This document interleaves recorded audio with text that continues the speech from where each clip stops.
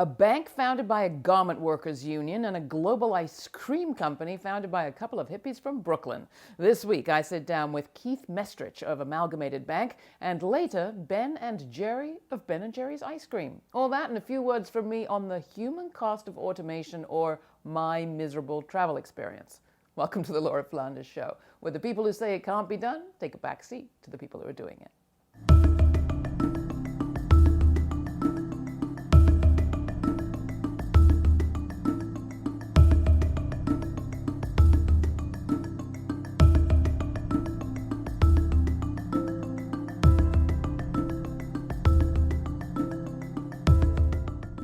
So often on this program we talk about evil big banks. Break up the big banks, we say. Embrace credit unions. Well, I'm not changing any of that, but we are going to talk to somebody who's in charge of a big bank right now. It's the Amalgamated Bank, but it's a little different, and it's using its power in the banking world to make some progressive change.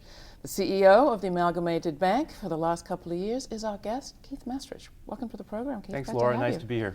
Amalgamated, tell us its history, founded in the 20s. It's a fascinating history. Founded in 1923 by a visionary thinker named Sidney Hillman and the Amalgamated Clothing Workers of America in New York City. Founded when banking was really the purview of the rich, much like it is today. And why was it founded? It was founded really to be able to give immigrant garment workers, 1 million of them in New York City at the time, a place where they could actually conduct financial transactions. At that time, a lot of banks charged working people to keep their money in the bank. We offered the first free savings accounts, and the bank really invented the first system of foreign remittances so that garment workers who were here to find a better life could bring their families back home, back over here from abroad. Now, you worked as a union organizer for years until recently. What made you want to go and be CEO of a bank? I had the fortune a couple of years ago to be the chief of staff of the union that still owns the bank today. The union at that time was called Unite, and at that time I saw the potential of what the real power of organizing the money, not only of the trade union community, but the money of the progressive movement could do if we really put it all in one place and we could think about actually using those resources for good as opposed to just using them for service provision. So first talk about the problems. Lay out what the situation is vis-a-vis banking in America. Last statistic I saw was a large proportion, approaching a third of Americans are unbanked. Is that possibly right? It very well might be. There's an enormous number of problems in the system. It's still a very complicated system. We use a jargon and a language that's complicated for people to understand how they can actually use the financial system to their benefit. But a lot of it's really because there is not a lot of money to be made by the traditional banking system in underserved communities. Poor people don't keep a lot of money in the bank. That makes it hard for their accounts to be profitable for most banking institutions. It really takes a partnership between government and the banking system to figure out ways to make it work. So how has the Amalgamated, how are you helping to expand access to banking for those populations? Sure, a number of things. Most importantly, we have opened branches in underbanked areas in the New York City area where we still have a physical footprint. Working with the city and the state to seed those branches with some municipal deposits, we've been able to have enough deposits to keep a brick and mortar branch open so that we can provide services for people in places like Burnside in the Bronx or West Harlem. The other thing that we're doing is increasingly providing mobile banking services so that even if people don't have a branch in their neighborhood, they can use their mobile phone in a much more easy way. We have a network of almost 50,000 free ATMs around the country so people can get access to their money without having to pay a fee. And we were the first bank in New York City to take the municipal ID card so that people who had difficulty getting an ID, people who might have documentation issues, or transgender people or others who have difficulty getting IDs, could have a picture form of ID that could be used to open a bank account. So a lot of people might be tuning in thinking, oh, he's just selling his services. You are kind of, but you're also telling us something about an institution that is using those assets in a different way. So you're making the bank available to people. How are you actually changing the way the bank itself operates? The most boring thing in the world would be able to just be a service provider like every other bank around the country. We could do that, and we could probably make a successful business doing that. But the people who work for us truly believe in advancing a set of progressive causes. I think one of the most innovative things that we did is we looked at the situation that bank workers in this country face, And it's a dirty little secret that in the wealthiest, most successful industry in the country, the financial services industry, you have an army of low-wage workers. Average wage for a bank teller in this country is a little more than $12 an hour. There's a sea of security guards and food service workers and back office workers who make a little more than minimum wage. We raised our minimum wage to $15 an hour. We indexed it so it would go up every year, and we've challenged the rest of the industry to do the same. That's the kind of things that we're trying to do, to not just be a bank that offers checking and savings accounts, but to really live our values and try and change society a little bit. So that really is a pretty dirty secret. This enormously wealthy industry. What proportion of your tellers did you find out were on public assistance? Well, in New York State, about 40% of bank tellers are on some form of public assistance. It's just disgusting. So you were the first bank to raise the minimum wage across the board. You've also established this list of priorities. I think you're calling them principles, 5 principles. You want to lay those out too, and have any of the other banks bought into those too? Sure. Look, we basically looked at the situation since the financial collapse in 2008, when largely the financial services industry almost brought the economy to its knees. Not just here, but around the world. And we said, a lot of that was based on the fact that our customers have lost a lot of trust in us because of that. And so we really passed 4 or 5 important principles of banking, and one was that earning our customers' trust was the most important thing that we could do. 2, that we should embrace economic justice, and we should stand up for things like fair wages, not just for bank employees, but employees all across the country, and we should be a loud, progressive business voice calling on progressive policies like that. We need to embrace transparency. We should be open in terms of how we make money and be open to sharing a portion of our profits with the kinds of causes that we believe in. And most importantly, and I think not to be forgotten, one of those principles is that regulation is not the enemy. Mm-hmm. There are a lot of people out there clamoring that there are too many regulations inhibiting the banking industry. But we saw what happened when regulation wasn't strong, and we need to make sure that we have good consumer protections and good ways to keep the banking system safe and sound for future generations. So tell us about some of those principles in action. I'm thinking perhaps of your work with municipalities that are facing foreclosure or bankruptcy crises. Also your work in New York City with the Development Corporation. Sure. So a few things. One is, a couple of years ago, the city of Scranton, Pennsylvania, was really facing economic peril, and had been for some time, like many Rust Belt cities have. The mayor of the city at the time had a great idea. He would solve the city's economic crisis by putting everybody on minimum wage. The unions immediately sued, but they also called us and said, is there anything that you can do to help? So we dug in, and we were able to provide the city there with a bank loan, a kind of untraditional way for municipalities to be financed. And they were able to get people back on their regular wages, settle with the unions, have some bridge financing so that they could meet their obligations. And why were you willing to offer a loan when other people weren't? We were able to find a line of tax revenue that had not been collateralized for any other purpose. And I think when a lot of people looked at the situation, they just wanted to run the other way. We dug in and tried to figure out, was there a way to help the firefighters and the police officers and the other municipal employees there to find a way to be part of the solution. I think the difference is that we don't just think that things are impossible. We don't always succeed. Sometimes things are pretty hard to do.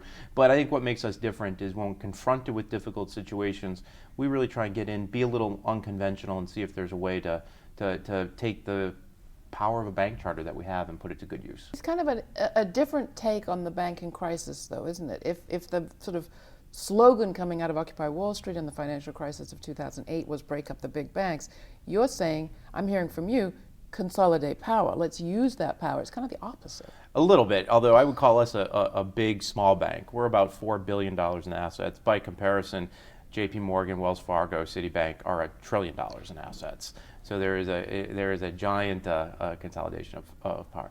But think about this. The argument is that there's about 10 million overly progressive Americans out there. The average bank account in this country is $5,000. 5,000 times 10 million equals $50 billion. $50 billion makes you a too-big-to-fail financial institution. What if the left had its own too-big-to-fail financial institution? We could really do something. Jewish progressives born in Brooklyn but famous in Vermont. No, I'm not talking about Bernie Sanders, but Ben Cohen and Jerry Greenfield of Ben & Jerry's Ice Cream. Ben and Jerry turned a gas station ice cream parlor into a global phenomenon in Bernie Sanders' hometown of Burlington, Vermont. Since then, they've modeled what a lot of people say a progressive and massively successful business can actually look like. And they have continued to be outspoken on all sorts of issues, so it's no surprise they're going all out for Bernie Sanders for president. They've even made a Bernie ice cream. I am thrilled to welcome them back to the show. Jerry Greenfield, Ben Cohen, welcome to the program. Good to be here, Laura. Let's go back a little bit and talk about the two of you. Then we'll talk about Bernie and what he's meant for you, what his policies have meant for you, and what brings you to this position. But to give people a bit of background, Ben, tell us how you grew up. How did you end up in Burlington making ice cream? Briefly. Well, first I met Jerry in 7th grade gym class. We were the two slowest, fattest kids in the class. Then I became a failure as a potter. Nobody would buy my pottery. Jerry became a failure as a med school applicant. He got rejected from every school he applied to. And we ran into each other and we said, well, we're both failures. What are we going to do? And we decided to start an ice cream business. And originally, we wanted to open in a warm rural college town because we wanted to live in a rural college town. And we discovered that all the warm ones already had homemade ice cream parlors. And so we decided to throw out the criteria of warm and ended up in Burlington, Vermont. So you're really an inspiration to failures everywhere. Yes, we are. And so we ended up in Burlington right at the time that Bernie was starting his political career, first as mayor of Burlington in the 80s. So let's talk about that. What was his platform in those days, if you can remember, and what difference did his policies make to a small business like yours? Well, so Bernie was running against the entrenched establishment, political machine Democrat incumbent who had been there, and Bernie ran, to everybody's surprise, he won by 10 votes and became mayor. And we're talking 1981, was it? 80, yeah, 81? yeah. And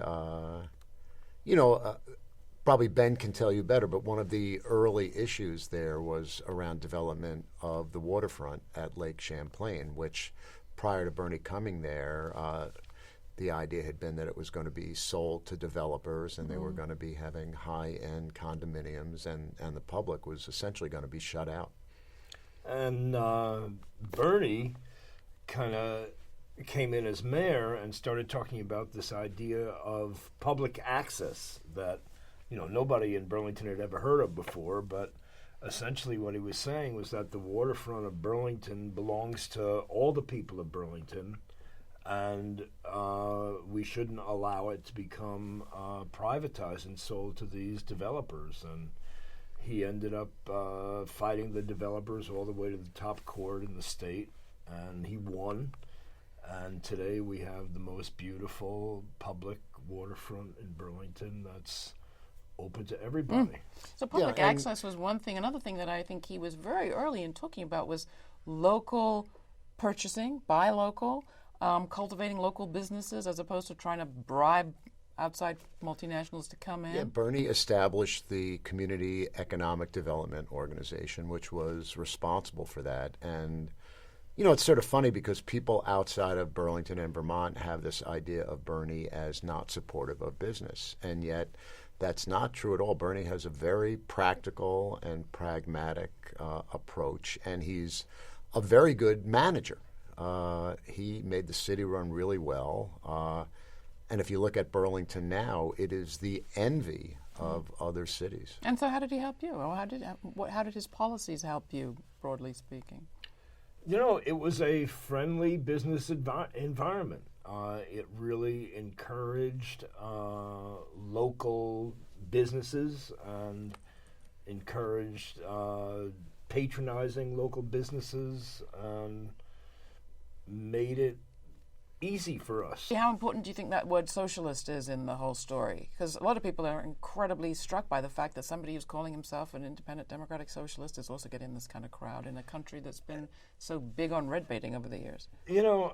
Personally, I call him a responsible capitalist.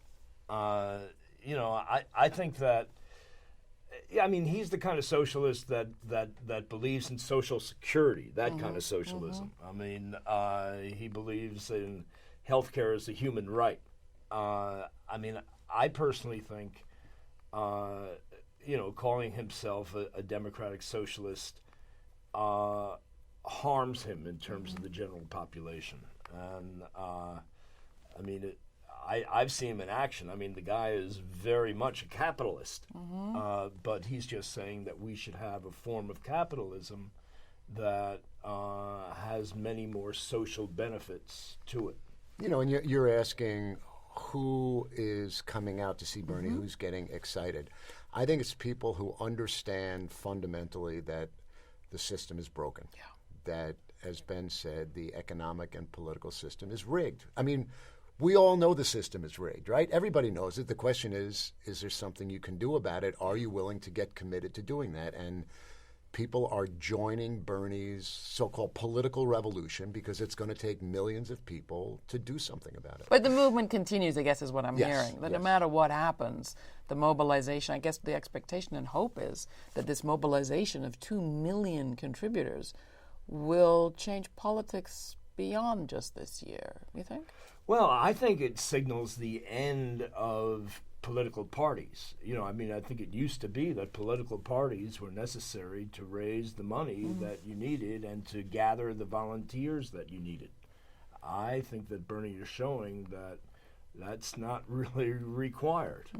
I mean, all the whole Democratic machine is arrayed against Bernie.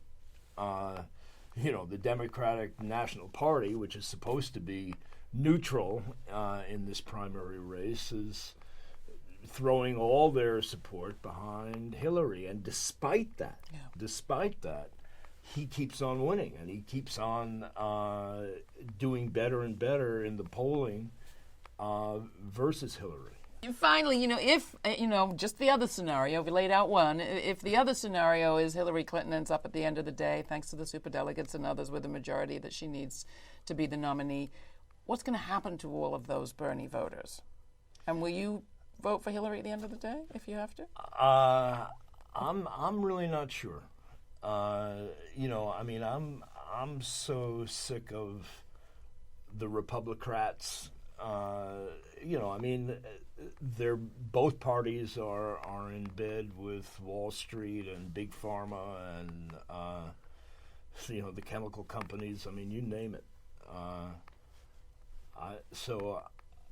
I mean, so many of the people that are out there supporting Bernie are people that had checked out of politics. That said, I'm not going to be involved in that system because it's not addressing any of the things that I care about. It's not really meeting any of my needs. Both parties are serving the corporations and the ultra wealthy, and I personally don't believe that a lot of the people that have been activated by Bernie are going to be voting for Hillary. Jerry? Well, I'm, of course, doing all I can to get Bernie nominated.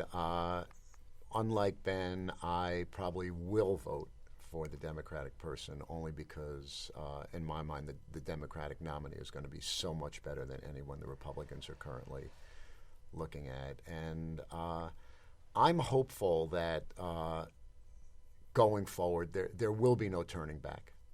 That, yes, maybe not everybody will stay activated who's become activated, but one of the things Bernie says in his rallies that everybody relates to is enough is enough. Yeah.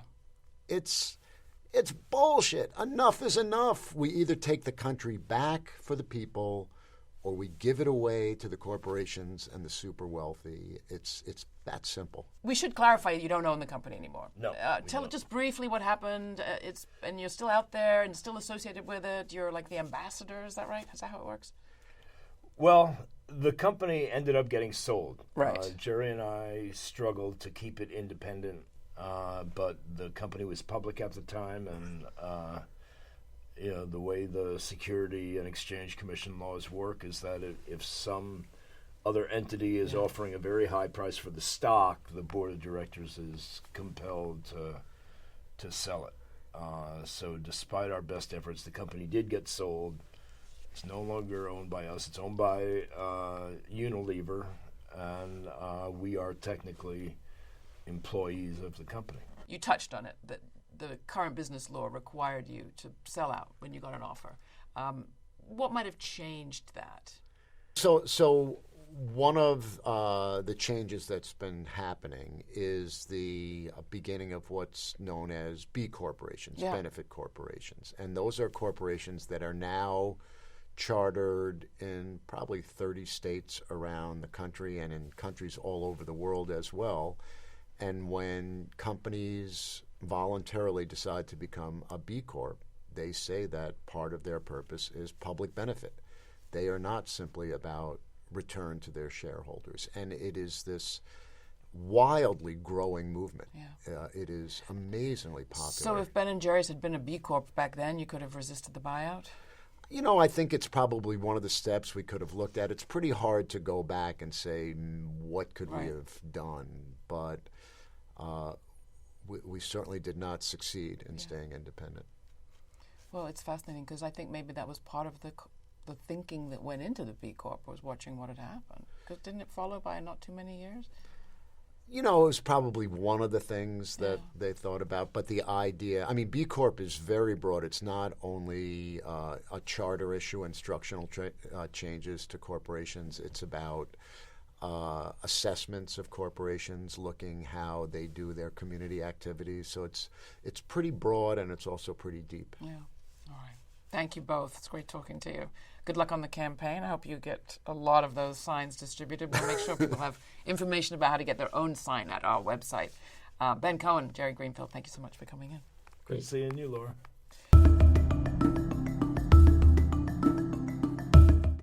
Our show just moved its money to the Amalgamated. You can get more information at our website. Automation, automation everywhere. Wherever you look, robots are in, and precarious work is getting precariouser. Take telephone operators. It's been years since I spoke to one. I kind of miss them. Bank tellers are probably next. Business Insider reports that banks could see a 30% reduction in staff over the next 10 years. And along with the tellers are the bank branches in which they work. Mobile bank apps don't need real people or real estate, it turns out. The automated world's an efficient and cost-conscious world.